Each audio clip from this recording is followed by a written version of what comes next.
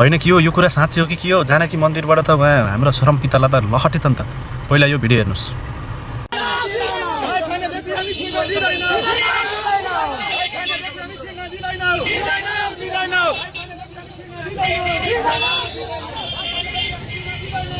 होइन यो नारा चाहिँ के लगा माई खानीलाई हामीले छिर्न दिँदैनौँ भने कि के हो?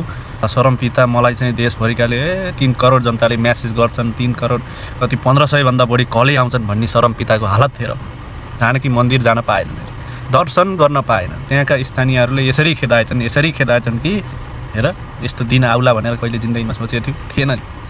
आयो, यही हो भ्रम धेरै छरेपछि अरूलाई खनेको खाल्टामा आफै परिन्छ भन्थ्यो नि पहिलाका बुढा पुरानाले। हो त्यही हो, अति गर्नु अत्याचार नगर्नु के त्यसको नतिजा देखिएको छ त। भ्रम फैलाउने जे भने पनि हुन्छ, जसो गरे पनि हुन्छ, मान्छेले पत्याइहाल्छन्।